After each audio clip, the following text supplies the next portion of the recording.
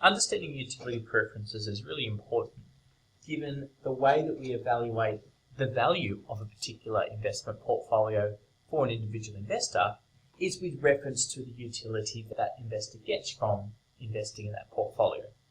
As we've previously discussed, all investors seek to maximise their utility, yet utility itself is an abstract concept that's not clearly defined.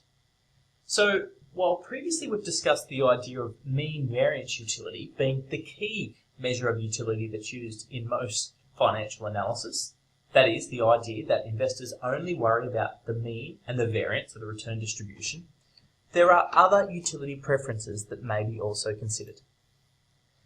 So, while all these alternative utility functions generally have mean and variance as a starting point, when we look at different utility functions, they often consider alternative or additional factors that also affect investor utility. So the first of these additional utility functions to consider is prospect utility. Prospect utility is the notion that investors treat gains and losses differently. That is, if we think about risk, they treat the danger or the downside and the opportunity, the upside of risk, as being separate elements. And in many ways this is intuitive because this matches how we ourselves often think when we consider an investment, and it also matches with what experiments have shown to be the pattern of behaviour of human beings. Now, if we think about prospect utility, one of the implications if investors do treat gains and losses differently is that when we look at the distribution of returns, it is not only the mean and variance that matters, but also the higher moments of the return distribution. That is, the kurtosis and the skewness might also be relevant. And we'll explore that in further detail in a moment. Some other alternative utility functions include habit utility. Habit utility is the idea that investors get used to a particular level of consumption and their risk aversion changes. That is, they become more risk averse when wealth is close to this point, but they're willing to take greater risks when they're further away from that point. So we've got like a non-linear function in terms of risk aversion. And finally, we might have non-financial utility considerations. That is, investors might not only be worried about the expected return and the risk of their investments, but they might also be worried about other non-financial considerations. A key example here is socially responsible investing. With respect to this utility function, an investor would gain utility not only from maximising expected returns and minimising the risk, but also from investing in stocks that are doing a social good. So they might avoid investing in weapons manufacturers, tobacco and drug manufacturers, or companies that are engaging in ethically reprehensible behaviour, and gain utility from doing so, even though that might slightly reduce the expected return of their portfolios.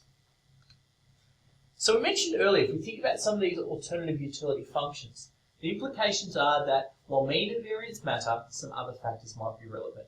I said earlier that with prospect utility, the higher moments of the return distribution are relevant. That is, the skewness and the kurtosis. So what do we mean by the higher moments? Well, the mean is the average. And if we think about our distribution of returns, that's basically the midpoint. The variance is the spread of observations. The skewness is a measure of the asymmetry of the distribution. That is, if you fold the return distribution in half, do the two sides look the same? Or is it potentially lopsided to the extent that one tail is longer than the other? And finally, kurtosis is a measure of whether extreme outcomes are more likely than what is expected from a normal distribution. That is, the kurtosis of the distribution is whether the tails, the end of the distribution, are either fatter or skinnier than what we see with normality.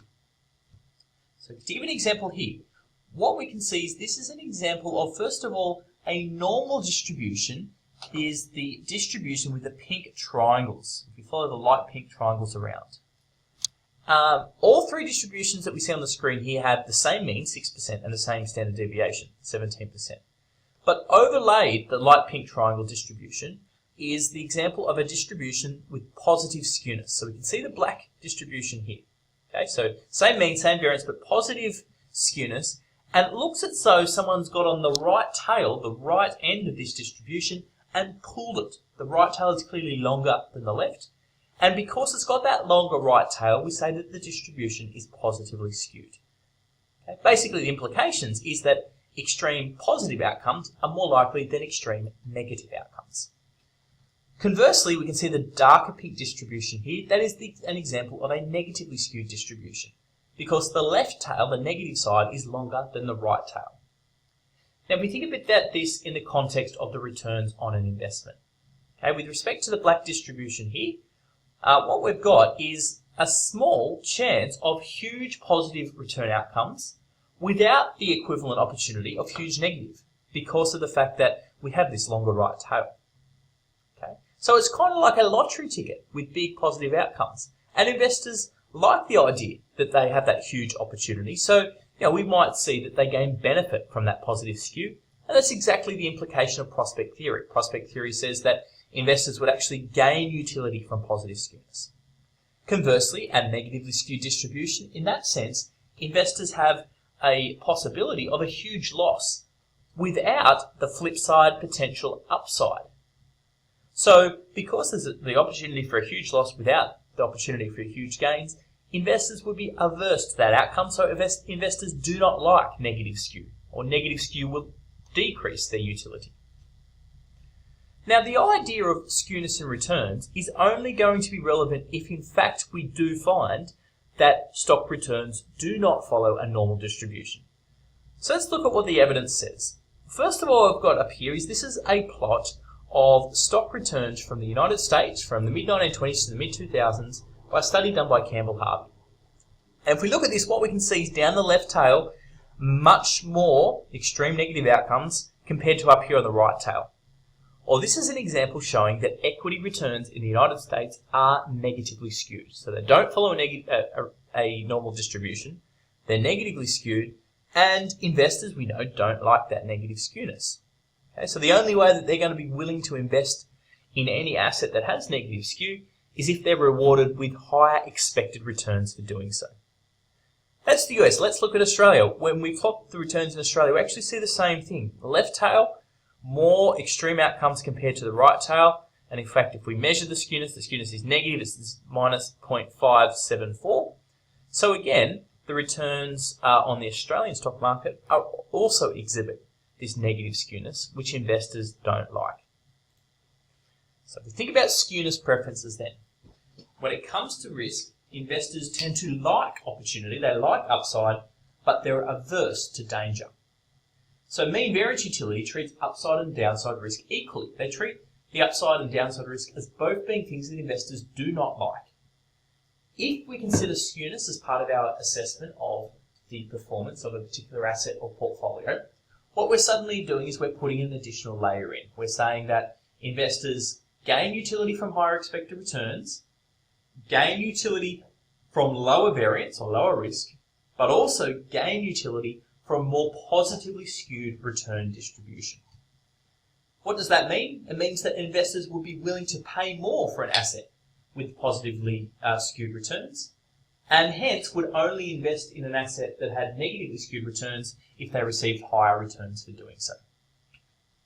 Now, we actually see some examples from the behaviour of market participants that demonstrates that investors do in fact have these skewness preferences. Okay, remember, mean variance utility assumes that we only care about mean and variance, but there is this idea that other factors might matter, such as skewness.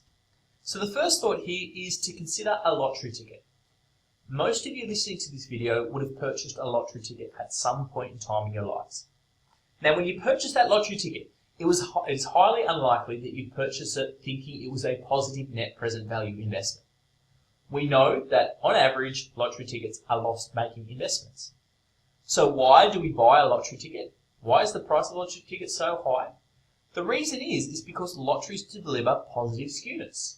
Okay, lottery is the ultimate positively skewed return distribution because it provides us with a small chance of a huge potential positive return outcome.